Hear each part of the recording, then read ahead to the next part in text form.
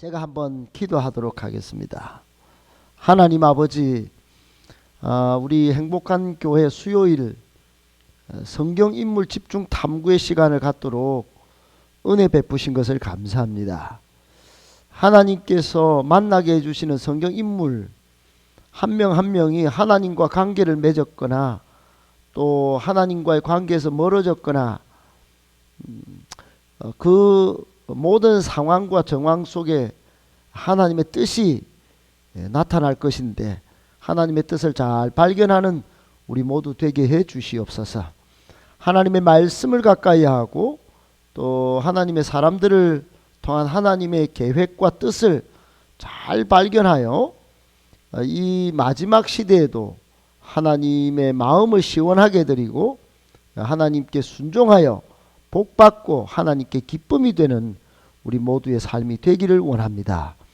코로나의 엄중한 상황에 또 여러 개인적으로 바쁜 시기에 건강을 지켜주시되 영육간 강건을 하나님의 오른팔로 지켜주시고 또 오늘 이 시간에 졸지 않고 깨어 하나님의 말씀을 잘 은혜롭게 받아 정말 우리의 영에 꼭 필요한 말씀이 되도록 주님 도와주시옵소서. 가르치는 종을 능력의 오른팔로 붙들어 주시고 하나님의 말씀을 잘 은혜롭게 가르쳐 듣는 모든 분들 정말 힘을 얻고 소망을 얻고 은혜를 덧입게 간섭하여 주시옵소서. 시종을 주님께 의탁하옵고 오늘 나오지 못한 지체들에게 주님 위로하여 주시옵소서. 예수님의 이름으로 기도드리옵나이다. 아멘. 오늘 우리가 한 주간 휴강한 이후에 만나는데요. 1과부터 우리가 오늘 이제 6과를 하게 될 텐데요. 이제 복습을 좀 하셔야 됩니다. 아담에 대해서는 우리가 공부를 했고요. 아담이 범죄를 했는데도 하나님이 구원의 손길을 펼치시고 또 애정과 사랑을 보이셨는데요. 우리는 잘못한 후에 어떤지를 한번 살펴봤었고요. 두 번째 아벨은 예배를 믿음으로 잘 드렸죠. 그러나 가인은 하나님의 거절을 받았을 때 오히려 화를 내고 핑계를 대면서 하나님으로부터 떠나버렸습니다. 불성실하고 불신했죠. 회개했으면 좋을 뻔했는데 그러지 못했습니다. 그래서 가인은 하나님과의 관계가 끊어졌죠. 우리의 삶에 이런 현실이 충분히 발생할 수 있다는 사실을 우리는 가인과 아벨을 통해서 배웠습니다. 세 번째, 에녹은 하나님과 바른 관계와 교제를 가지면서 평범했지만 위대한 사람으로 마무리를 했습니다. 그렇게 잘 이제 살았더니 하나님과 동행하면서 죽음을 보지 않고 하나님 나라 올라갔죠. 앞으로 우리도 그렇게 주님과 동행하면서 주님의 재림을 준비해야 되겠다 하는 공부를 했습니다. 네 번째, 노아 시대에 시대가 굉장히 불의하고 패역했는데 하나님은 공의로우심으로 심판을 하시고 세상을 물로 심판하셨죠. 그런 속에도 8명 의로운 완전한 자 주님과 동행한 사람은 노아 가족 8명과 동물들 2쌍씩 다 구원하셨습니다. 시대가 악한지 선한지 사람들이 가는 길이 옳은지 아니면 하나님이 지시하시는 길이 비록 산에 방주를 지으라고 하더라도 짓는 게 좋은지 분별하는 능력이 있어야 될 것을 교훈받았고 앞으로 불심판이 있을 텐데 마지막 시대에 우리가 주님 재림을 맞이하기까지 어떤 준비를 해야 되는지 노아를 통해서 배웠습니다. 저전주 마지막으로 아브라함이 되기 전에 갈대아 우르 우상 공장에 살다가 믿음의 출발을 하게 됐는데 우리도 신앙의 출발은 우리가 한 것 같지만 친구 따라 온 것 같고 부모 따라 온 것 같지만 사실은 하나님의 은혜에 의하여 하나님의 계시, 하나님이 직접 찾아와 주시고 우리 불러 주셨기 때문에 우리가 교회 왔고 이제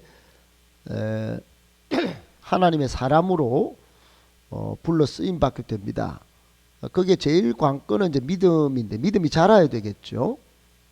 우리의 믿음의 현 주소는 어딘가 이제 이렇게 살펴봤습니다. 오늘은 아브라함인데 첫 번째 아브라함과 아브라함을 구별할 수 있어야 됩니다. 아브라함은 여러분 책의 페이지에 나오는 대로 아브라함은 그냥 뛰어난 어떤 한 무리의 아비, 그냥 무리의 아비일 뿐이에요. 그런데 열국의 아비로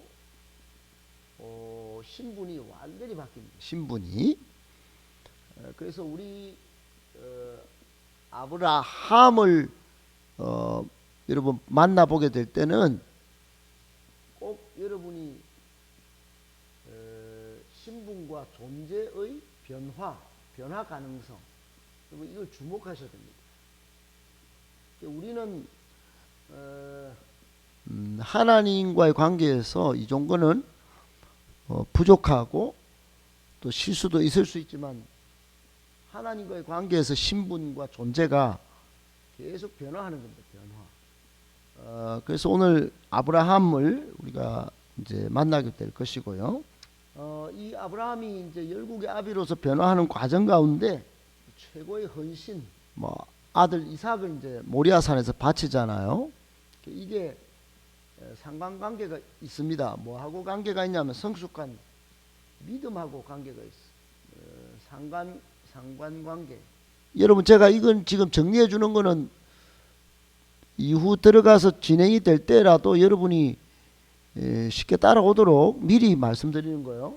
상관관계가 있다. 이거 앞으로 우리도 성찰해 볼 내용입니다. 세 번째는 하나님은 우리의 뭐를 요구하시냐면 믿음을 요구하시는 하나님이세요. 이 말은 하나님은 항상 고린도전서 10장에 보면 감당할 만한 시험을 주시죠. 이 시험 주시는데 이거를 뭐라고 하냐면 믿음 테스트라고 그래요. 믿음 테스트. 항상 믿음을 테스트 받습니다. 하나님 앞에서. 저나 여러분이나 믿음을 테스트 받습니다. 테스트 받아야 되고 그 믿음 테스트에 잘 통과해야 됩니다. 믿음의 리트머스 시험지를 잘 통과해야 됩니다. 찌꺼기를 버려야 되는 것이죠. 그러면 요구 헌신 변화 아이고 이게 또 깝깝하다 이렇게 생각하는 친구들이 있는데 성경 읽다 보면 항상 하나님은 믿음이 없이는 하나님을 기쁘시게 못하지만은 반드시 상 주시는 이심을 믿어야 됩니다. 상. 이걸 다른 말로 축복. 그러니까 아브라함은 이런 변화와 헌신, 믿음을 요청받았는데 이걸 통과했어요. 그래서 믿음으로 주어지는 축복을 받았다. 축복. 이게 이제 창세기 12장의 사건과 또 창세기 15장의 사건을 통해서 축복이 막 이제 실제로 주어지는데 이 축복 중에 축복이 뭐냐면은 5가지 믿음의 축복을 받습니다. 믿음의 축복. 한 가지는 개인이 축복받아요. 아브라함 개인이 엄청난 축복받습니다. 그 다음에 아브라함 가정이 축복받아요. 아브라함 가정이. 그 다음에 아브라함 가문도 롯도 가문도 축복받고 아브라함 때문에 생겨난 민족이 있죠. 히브리 민족, 유대인들요. 민족이 축복받습니다. 민족. 그 다음에 나중에 갈라디아서에 보면 갈라디아서 3장에 보면 세상에요. 아브라함 때문에 우리 한국도 복받습니다. 그러니까 열방이 축복받아요. 열방. 하나님이 아브라함 한 명 때문에 이렇게 축복을 준 겁니다. 믿음으로.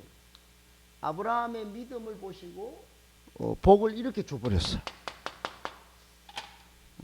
그러니까 여러분에게 오늘 시작하면서 제가 축복하는 것은 아브라함 같은 믿음을 소유하셔서 우리도 이 시대에 개인, 가정, 가문, 민족, 열방의 축복의 통로가 되기를 축복합니다. 할렐루야.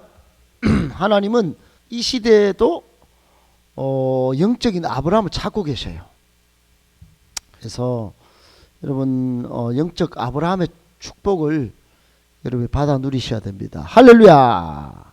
자, 오늘 수요 성인 집탐에 오신 여러분 30페이지를 한번 보겠습니다. 30페이지.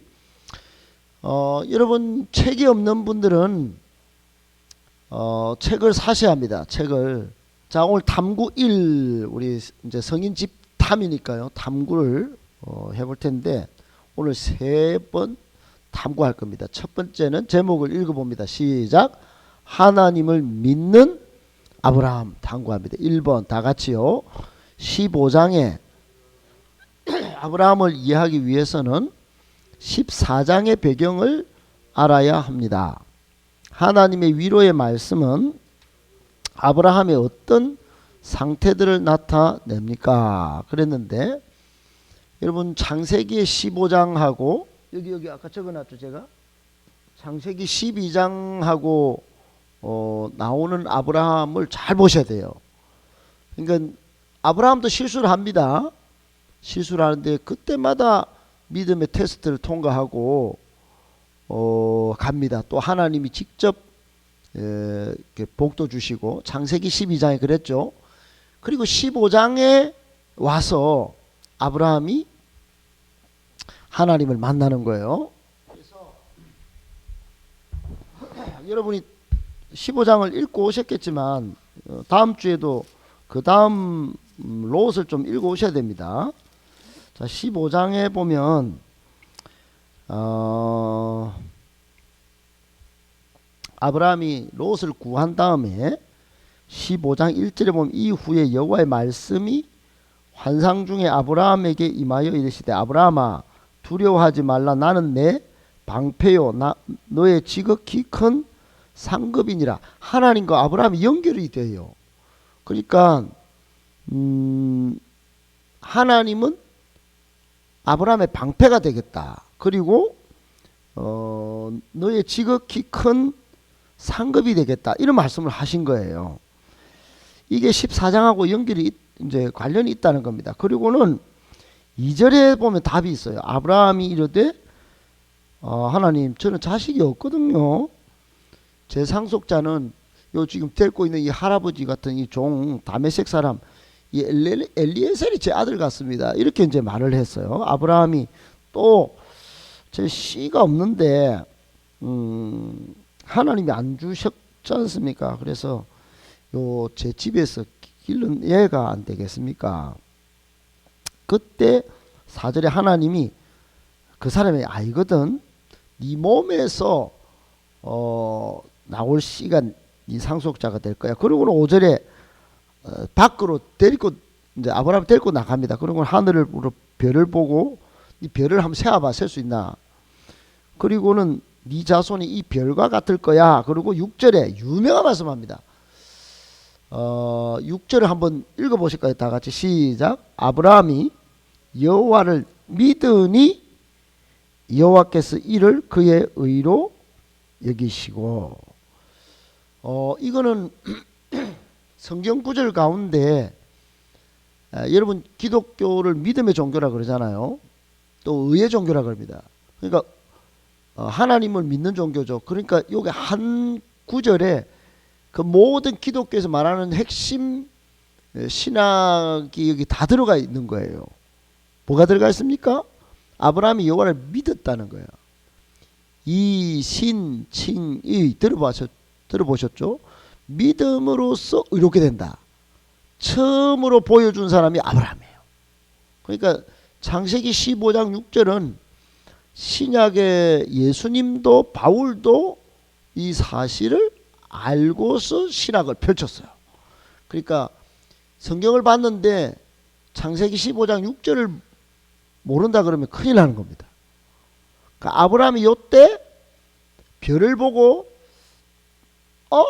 저렇게 별이 많은데 자손이 지금 안 보이는데, 현실적으로는 자식이 없는데 종이 엘레셀밖에 없는데 상속자가 그렇게 인정하고 있는데, 하나님은 저 별과 같이 셀 수가 없을 것이다 네 자손이, 이렇게 말씀하시는 것을 아브라함이 어떻게 했다요? 믿었다는 거야. 믿었다는 거야. 그걸 믿어? 네가 영적인 눈이 떠 있구나. 하나님이 눈에 안 보여도 말씀만 해도 네가 믿구나. 그리고는 하나님이 그를 의로 여기셨다는 거예요. 굉장한 겁니다. 말씀을 듣고도 하나님을 믿는다. 엄청난 겁니다. 아시겠죠? 자, 여기까지 해놓고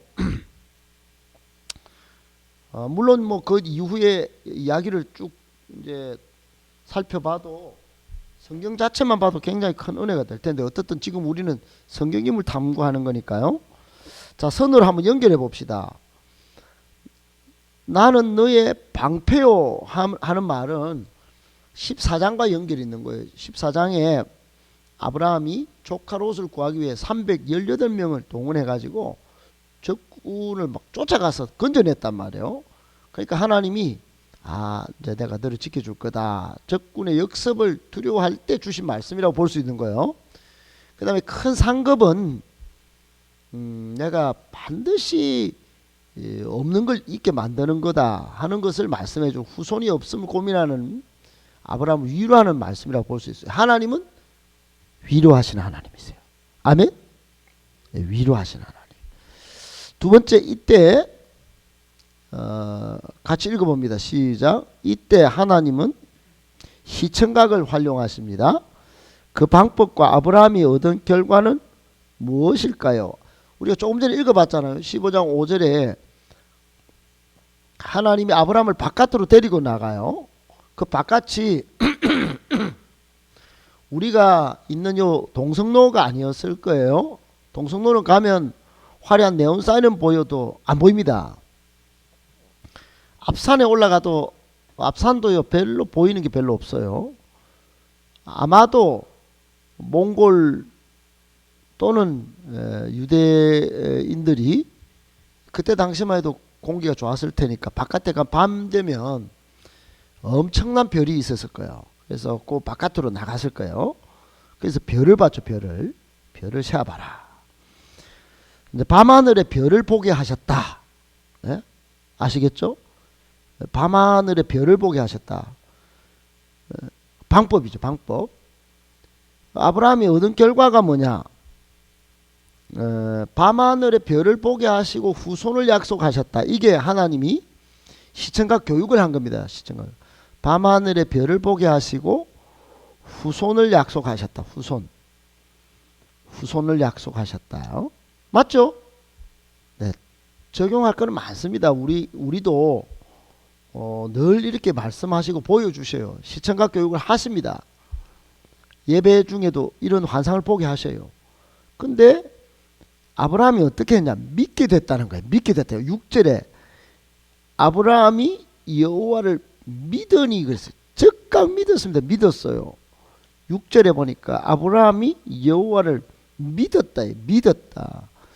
믿게 되고 하나님은 그것을 의로 여기셨다는 거예요. 이게 결과입니다. 결과.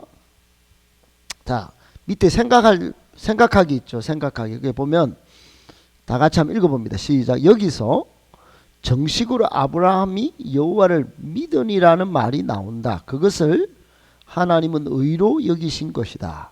이 믿음은 어떻게 생긴 걸까요? 결코 아브라함이 혼자 창작해낸 것은 아닐 거예요. 어제 제가 사모 집사람과 함께 이야기를 하다가 에서와 야곱 이야기를 좀 했는데, 여러분 비슷한 상상을 하게 됩니다. 사랑하는 여러분, 옛날에는 우리처럼 성경이 있던 시대가 아니에요. 그저 하나님이 직접 나타나셔서 말씀하시든지 구전으로 하나님을 소개받을 때예요. 그런데 그때도 아브라함이 성경을 안 읽고 기도도 하지 않고 이렇게 믿음 교회 생활을 하지 않았는데도 믿었다는 게 이게 중요한 거예요. 아무것도 없는 데서 믿는다는 건 이게 보통 믿음이 아닌 거죠. 그러나 지금 포인트는 어디냐? 오늘 우리가 지금 요 질문에서 여러분이 살펴봐야 할 포인트, 체크 포인트. 믿음은 하나님으로부터 주어지는 것이다. 그러니까 믿음의 첫 출발은 하나님. 믿음의 출발은 하나님입니다. 하나님. 여러분 착각하면 안 됩니다. 믿음의 출발은 누구에게부터? 하나님이라는 거예요. 하나님. 제가 믿었는데 이렇게 말하는 사람은 여러분 생각해 보셔야 됩니다. 3번이 그 이야기예요. 3번이 다 같이 시작. 이 아브라함의 믿음, 우리의 구원의 믿음 역시 바로 하나님의 선물. 이거 동그라미 쳐주셔야 돼요. 하나님의 선물입니다. 하나님의 선물이 하나님의 선물. 자, 여러분 그러놓고 이제 갈로에 일어났잖아요. 에베소서 2장 8절. 여러분은 9절까지 딱 적어놓으세요. 얼마나 중요한 말씀이냐 하면 에베소서 2장 8절 9절은 이렇게 되어 있어요. 너희는 그 은혜에 의하여 믿음으로 말미암아 구원을 받았으니 이것은 너희에게서 난 것이 아니요 하나님의 선물이라. 행위에서 난 것이 아니니 이는 누구든지 자랑하지 못하게 함이라. 그랬어요. 자, 구원은 먼저 은혜로 주어진 것. 은혜. 그 은혜에 와요. 그 다음에 믿음으로 받는 겁니다. 하나님으로부터 주어지는 은혜가 있어야 되고 믿음으로 우리가 받아들여야 되는 것이에요. 그래서 아브라함의 믿음은 하나님의 은혜로 주어졌다는 거야. 주어졌다는 거야. 그래서 이것도 우리가 믿음을 생각할 때 굉장히 우리 풍성한 삶의 기초할 때도 굉장히 강조한 내용인데 여러분 더 깊은 생각을 위하여 한번 우리 읽었나요 이게? 한번 읽어보겠습니다. 시작. 정식으로 아브라함이 하나님을 인정케 되었습니다. 그러나 아브라함이 여기까지 이른 것은 하나님이 부르시고 등을 떠민 결과입니다. 그렇다면 당신은 언젠가 입을 열어 예수님을 주님으로 인정케 되었던 날이 있었다면 그것은 어떤 결과이냐? 어떤 결과입니까? 받을 자격이 없는, 구원을 받을 자격이 없는 나에게 하나님이 은혜로 선물을 주셨다. 이게 선물. 하나님의 은혜로 받은 선물. 이게 구원인 거예요. 믿게 된 거예요. 믿음으로 받은 구원. 하나님의 은혜로 받은 선물이다. 하나님의 은혜로 받은 선물이다. 뭐라고요? 하나님의 은혜로 받은 선물이다. 선물. 값없이 받은 선물. 하나님의 은혜로 받은 선물. 값없이 받은 선물이다. 선물. 이걸 아는 사람은 감사하게 됩니다. 이걸 아는 사람이 찬송하게 되는 거예요. 여러분 이것에서 기초가 안 된 신앙인은요, 환경과 관계 또는 수많은 어떤 현상들에 의하여 요동치는 어린아이 신앙이 되는 겁니다. 절대로 이걸 삶의 모든 테두리 안에 하나님의 은혜로 받은 구원에 대한 생각을 꽉꽉 채워넣어야 됩니다. 그림을, 내 인생의 그림판에 하나님의 은혜가 빠진 공간을 놔두면 안 됩니다. 전체 내 인생의 모든 구원과 내 삶의 모든 계획이 하나님의 은혜로 주어진 것이라고 믿어야 되는 거야. 아멘. 자, 오늘 두 번째 이제 찾아볼 아브라함에 대한 탐구. 두 번째는 제목이 이렇습니다. 시작. 완전을 요구받은 아브라함. 자, 하나님은 읽겠습니다. 하나님은 아브라함의 후사를 약속하셨죠. 약속하신 하나님. 그러나 세월은 가고 자신은 늙어갔습니다. 이게 문제입니다. 우리의 신앙생활에 이런 일이 없으면 좋겠는데 하나님이 약속하셨는데 약속이 안 이루어질 때 이때가 문제가 되는 것이죠. 세월은 가고 늙기는 늙고 결과는 아직 안 나타날 때 그때도 우리가 신앙을 지킬 수 있느냐 이게 관건인데 1번 찾아봅시다. 시작. 아브라함과 그의 아내 사라는 수단을 썼습니다. 수단을 쓴다는 거예요. 우리도 수단을 쓴다는 거예요. 어떤 수단을 썼습니까? 16장에 보면은 애굽에서 데려온 첩 하갈을 통해서 육신의 아들을 낳았다. 애굽에서 데려온 첩 하갈을 통해 육신의 아들을 낳았다. 뭐라고요? 여러분의 입으로 말씀해 보세요. 애굽에서 데려온 첩 하갈을 통해 육신의 아들을 낳았다. 예. 첩이죠, 첩. 첩. 옛날에는 이제 첩을 합법적으로 두던 시대가 있었어요. 근데 아브라함이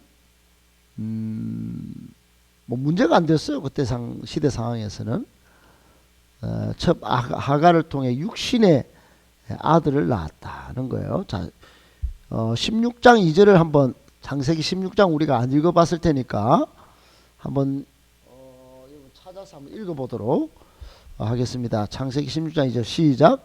사레가 아브라함에게 이르되 여호와께서 내 출산을 허락하지 아니하셨으니 원하건대 내 여종에게 들어가라. 내가 혹그로 말미암아 자녀를 얻을까 하노라 하며 아브라함이 사레의 말을 듣고 1절에 보면 그에게 한 여종이 있었는데 애굽 사람이고 이름은 하갈이죠. 하갈. 다 들어보신 이름인데 이제 좀 새삼스럽습니다. 그죠? 그래 첩으로 줄 때가 아브라함이 가나안 땅에 다시 이제 이집트에서 와서 10년 후니까 아마 85세쯤 됐을 거예요. 자, 4절에 아브라함이 하갈과 그래서 이제 해서 그렇게 임신을 했습니다. 임신을 하고 15절에 보면 하갈이 아브라함의 아들을 낳았는데 이름을 뭐라고요? 이스마엘입니다. 이스마엘의 후손이라고 지금 중동 사람들은 그렇게 말하죠. 마호메트를 믿는 사람들은 이스마엘의 후예라고 자기들이 말합니다. 자랑스럽게 말을 해요. 우리는 이삭의 후예다 뭐 이렇게 유대인들이 말하는 걸 듣는데 오히려 이 사람들은 이스마엘을 자랑스럽게 말해요. 그러니까 첩의 어떤 개념으로 접근하지 않는 거죠. 굉장히 아주 자긍심을 갖고 말을 합니다. 어떻든 우리 기독교 신앙의 눈으로 보면 불신의 아들이 나온 겁니다. 자, 2번을 봅니다. 2번. 자, 시작. 이번에는 이미 믿음의 사람이 된 아브라함의 불신앙을 하나님이 묵과하지 않았습니다. 그 결과가 어떻게 나타납니까? 아브라함의 불신앙이라고 하는 건 실수입니다. 실수. 이집트에서 실수를 했는데 오히려 돈을 더 벌어왔어요. 재물을 막 바로가 막 쏟아 부어줘 가지고 갖고 왔는데 이번에는 하나님이 안 그러셨다는 거예요. 자, 여기서 하나님이 13년 동안 침묵하십니다. 13년간 하나님의 침묵이 있었다. 몇 년간요? 13년간 하나님이 침묵하셨다. 여러분, 우리가 오늘 뭐 끝까지 살펴보는 중에 중요한 포인트를 앞에 이제 학습 목표를 했는데 학습 목표 외에 한 가지를 우리가 만약에 체크해야 된다고 하면 이 부분을 체크하셔야 돼요. 하나님의 침묵하시는 하나님을 꼭 여러분 심각하게 한번 공부를 하셔야 됩니다. 여러분 나중에 말라기 구약의 마지막 성경 말라기 후에 말라기 예언자를 하나님 보내셔서 너희들 정신 똑바로 차리고 내게로 돌아와라 하고서 침묵하십니다. 그렇게 수많은 예언자도 보냈는데도 이스라엘 백성들이 회개하지 않아요. 침묵하실 때 이제 망하는 거죠. 로마에 철저히 망합니다. 하나님의 침묵은 무서운 겁니다. 무서운 결과고 징계입니다. 400년간 하나님의 음성이 없어요. 그러니까 완전 심각해집니다. 심각해져요. 그때 이제 요단강에서 하나님의 말씀이 임하여 세례 요한을 통하여 말씀인데 회개하라. 천국이 가까이 왔느니라. 그러고는 내 뒤에 오시는 분한테 물 세례 받고 성령의 세례 받으라고 이제 그렇게 해서 성육신하신 예수님이 하나님이 직접 나타나신 거죠. 그 침묵의 400년을 뚫고 나타나신 거 이 세상에 얼마나 큰 은혜인지 모릅니다. 자, 어떻든 여러분 가까운 사람하고 냉전, 이게 침묵, 각방 또는 뭐 분리돼 가지고 살았던 그 굉장히 끔찍하죠. 끔찍해요. 굉장히 끔찍한 시절이 있었다 이 이야기입니다. 3번 우리 다 같이 시작. 드디어 나타나신 하나님의 말씀은 어떠했을까요? 무엇을 요구하셨을까요? 창세기 17장 1절에 내 앞에서 너는 완전하라. 완전하라는 요청을 받습니다. 이게 부드러운 말씀이 아니죠. 침묵하신 후에 너는 내 앞에서 완전하라. 완전히 쉽습니까? 근데 하나님은 나는 전능한 하나님이라 너는 내 앞에서 행하여 완전하라고 말씀을 하셨다는 거예요. 자, 이때 4절 시작. 이때 아브라함에게 어떤 변화가 주어집니까? 또 그 의미는 무엇입니까? 자, 5절에 봅니다. 17장 5절에 아브라함에게 어떤 변화가 주어지냐면 이제 후로는 내 이름을 아브람이라고 안 하고 오늘 이제 배우는 주제 아브라함이라 하리니 이는 내가 너를 여러 민족의 아버지 즉 열국의 아버지가 되게 함이니라. 그리고는 6절에 심히 번성하게 되고 모든 민족이 내게서 나오고 왕들도 나올 것이다. 내가 내 언약을 네 후손 영원히 언약을 삼고 너와 내 후손의 하나님이 되겠다. 가나안 땅에 살게 하겠다. 이런 약속을 이제 주시는 겁니다. 엄청난 변화죠. 그러니까 어떤 변화냐? 아브라함 이름이 변화됩니다. 이름이 아브라함이 되는 겁니다. 아브라함 열국의 아버지. 열국의 아버지.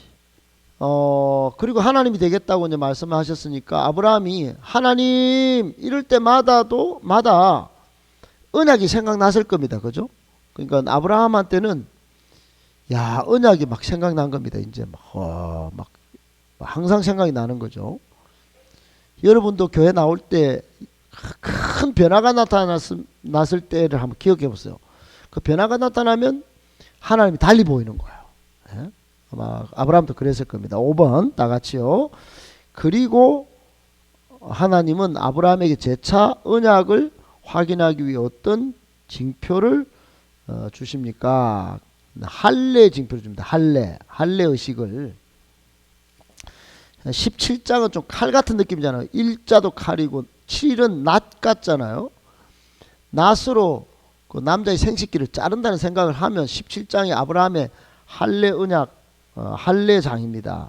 그게 보면 아브라함이 이제 할례를 받고 앞으로는 사람은 나면은 유대인들이 이스라엘 백성은 나면 8일 만에 다 포피를 뵙니다. 8일 만에. 며칠 만에? 8일 만에. 실제로 그랬습니다. 실제로. 지금도 그래 합니다. 지금도 8일 만에 다. 애가 막 죽든지 살든지 막 소리 지르든지 막 8일 만에 다 포피를 잘라요. 그건 뭘 의미한다고요? 하나님이 주신 언약을 하나님이 끝까지 지키겠다. 이게 9절에 그래요. 하나님이 또 아브라함에게 이르시되 그런즉 너는 내 언약을 지키고 내 후손도 대대로 지키라. 할례 언약이다. 할례 언약. 할례 언약의 두 가지 의미는 하나는 구별되었다. 구별. 너는 다른 백성과 구별됐다는 거야. 구별. 첫 번째 구별. 두 번째는 구별됐기 때문에 악으로부터 정결해야 된다. 그런 의미입니다. 할례는 할례 의미는 구별된 백성을 의미합니다. 구별된 백성. 이스라엘 백성은 특별히 구별됐다. 이방인과 달라요. 하나는 정결한 백성입니다. 그래서 나중에 할례 의미를 바울이 로마서에서 다시 정리를 합니다. 그렇게 안 살아놓고 하나님의 백성이라 할 수 있냐, 이제 이렇게 이제 설명을 하는데, 어떻든요, 여러분 지금 아브라함을 통해서 주어지는 메시지가요 쏟아집니다. 그죠? 그러나 올라가면 하나님이 계시고 하나님의 언약이 있는 거예요. 자, 당구장 표시 한번 읽어봅니다. 시작. 하나님과 아브라함의 언약 의식은 이미 있었다. 그 언약을 파기하는 자는 그 제물처럼 죽어야 했다. 그러나 하나님은 그 제물 사이를 홀로 지나심으로 인간의 그릇됨에도 불구하고 끝까지 지키실 것을 확정하셨다. 그런 뒤에 아브라함은 언약을 못 믿고 스스로 이스마엘을 낳았던 것이다. 이게 이제 여러분 창세기 15장 17절은 하나님의 일방적 언약입니다. 일방적 언약. 일방적 언약이 뭐냐면 먼저 하나님이 그 새를 잡아가지고 쫙 가운데를 갈라요. 여러분 결혼식장에 왜 레드 코트가 깔릴까요? 여기서 나온 겁니다. 이렇게 언약을 상징하는 거예요. 하나님이 이 부부 사이를 피를 내서 내가 부부를 하나가 되게 했다는 이런 의미도 있는 겁니다. 그래서 어떻든 굉장한 언약을 주셨는데 아브라함 못 믿고 이스마엘을 낳은 거죠. 생각하기 이 고집스러운 하나님의 신실하심이 오늘날 우리의 구원 여정에도 여전히 적용되어서 하나님이 우리를 지금 건지신 겁니다. 마지막 세 번째, 자 탐구 세 번째 같이 읽겠습니다. 시작. 독자를 요구받는 아브라함. 자, 믿음의 테스트죠. 어느 날 하나님은 아브라함에게 어떤 요구를 하십니다. 그 내용은 무엇이고 어떻게 순종합니까? 창세기 22장에 믿음을 테스트하신다. 믿음을 테스트하신다. 어떤 믿음을 어떻게 믿음을 테스트하셨나? 내 독자 이삭을 번제로 드리라고 테스트하십니다. 내 독자 이삭을 번제로 드리라. 내 독자 이삭을 번제로 드리라. 그랬습니다. 어떻게 순종했을까요? 즉시 순종해서 즉시 순종한 걸 어떻게 알 수 있나요? 22장에 보면 아침에 일찍이 일어나서 3절에 보면 아브라함이 아침에 일찍이 일어나 나귀 안장을 재우고 그냥 이삭을 데리고 떠나버립니다. 그냥 바로 이삭을 번제로 드리라고 그러니까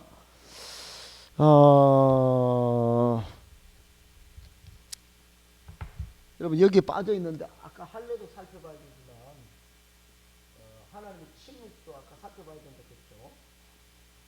하나님이 13년간 침묵했는데 아브라함도 여러분 믿음의 테스트 받을 때 침묵합니다. 침묵.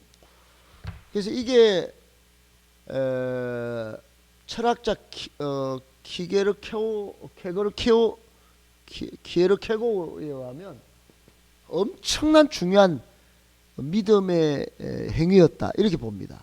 아브라함이 말을 하지 않았던 이 행위 자체를 굉장히 중요한 믿음의 액션으로 반응으로 봐요. 전율로 느끼고 반응을 했다 이렇게 봅니다. 그래서 이제 여러분 하나님은 믿음의 요청이 있을 때 하나님의 믿음의 요청이 있을 때 그 단순한 침묵이 아니죠. 순종하기 위해서 침묵하고 하는 겁니다. 이삭에게도 말 안 합니다. 그리고는 이제 하나님을 먼저 집중하고 침묵하고 하는 거죠. 자, 사건은 어떻게 해결됩니까?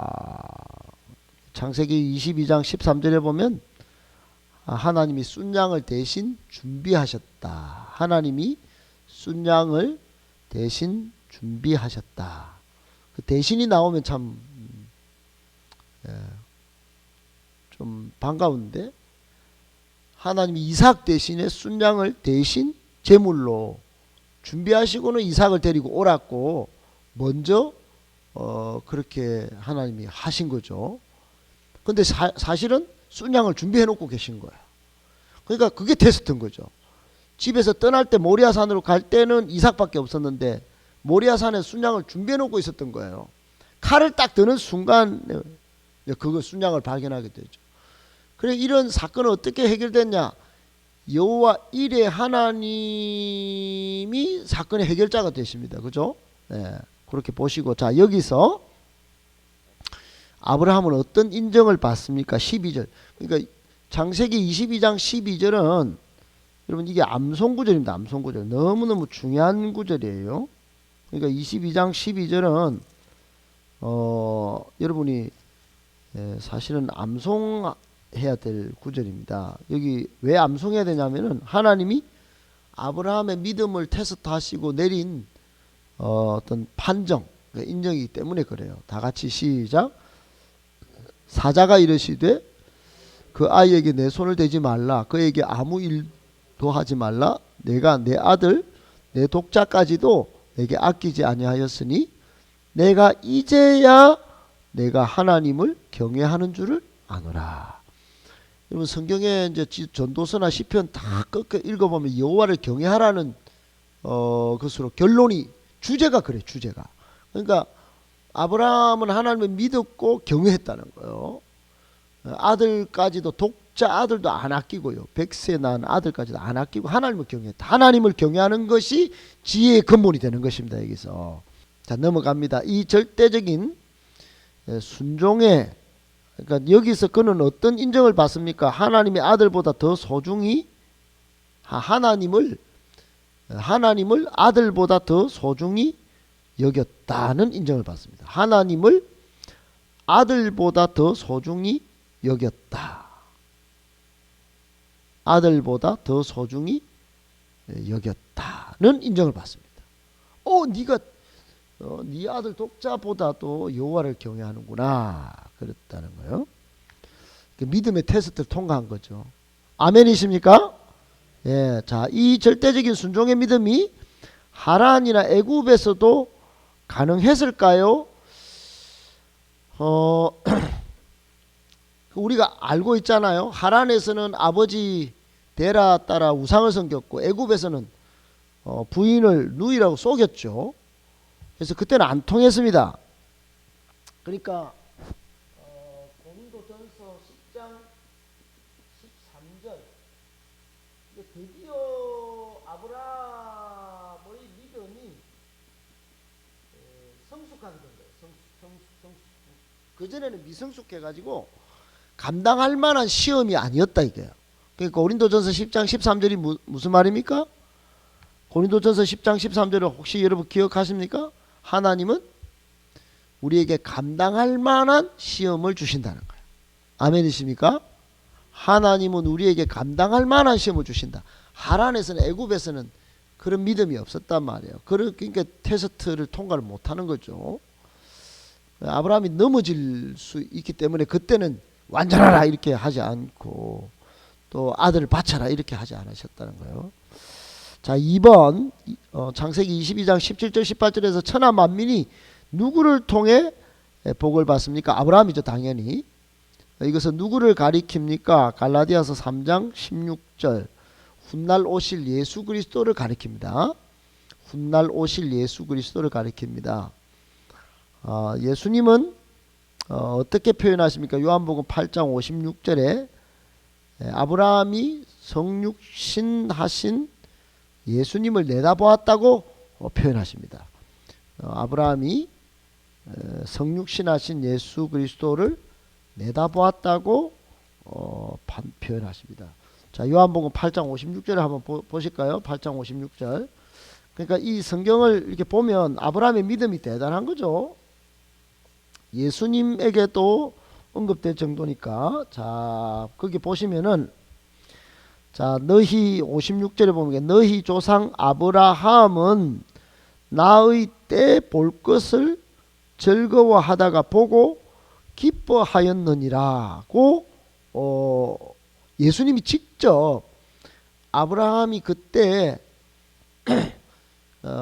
창세기 22장에 아들 이삭을 번제로 팔을 자르고 각을 뜯어서 죽여도 예수님이 십자가에 달리셨다가 부활하실 것을 미리 내다보았다. 영적으로 부활을 봤다는 거야. 하나님이 부활하게 하실 것을 봤다는 거예요. 그걸 즐거워하고 기뻐하면서 그 드렸다는 겁니다. 그러니까 엄청난 거죠. 엄청난 거예요. 엄청난 거예요. 엄청난 거예요. 엄청난 거예요. 엄청난 거예요. 자, 로마서 4장을 한번 보시죠. 로마서 4장. 이제 말씀 정리할게요. 자, 로마서 4장 한번 보세요. 자, 4장에 보면 4장의 3절에 보니까 성경이 무엇을 말하느냐. 아브라함이 하나님을 믿음에 그것이 그에게 의로 여기지. 이거는 15장 6절. 자, 쭉 넘어가면 17절에 한번 보세요. 17절에 기록된 바 내가 너를 많은 민족의 조상으로 세웠다 하신 것 같으니 그가 믿은 바 누가 믿은 바냐면 아브라함이 믿어. 로마서 4장은 아브라함의 믿음에 대해서 이야기하는 거예요. 조상으로 세웠다 하신 것 같으니 그가 믿은 바 다 같이요. 시작.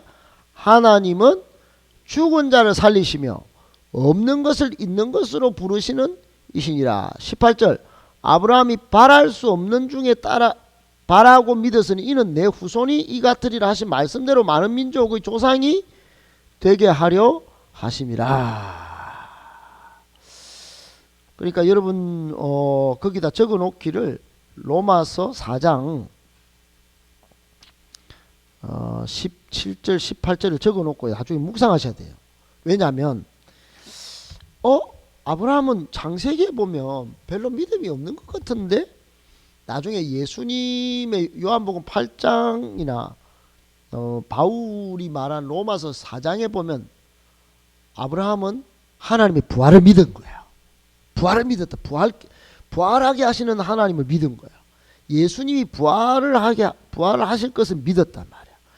아브라함은 역사의 지평선 너머에서 이거 죽음인데 이거 죽이는데 이거 아를 죽인다. 우리 아를 죽인다 해도 아니 하나님이 살리신다니까. 그 하나님을 보고 우리가 신앙생활하고 가정과 교회와 이 사회 가운데 나타나실 하나님, 역사를 일으키실 하나님을 보는 믿음이 있냐 없냐 싸움이 지금 우리의 싸움이어야 된다 이 말이에요. 이게 진정한 믿음의 여부와 상관이 있다는 겁니다. 아시겠죠? 자, 이걸 여러분 정말로 내다볼 수 있어야 됩니다. 내다볼 수 있어요.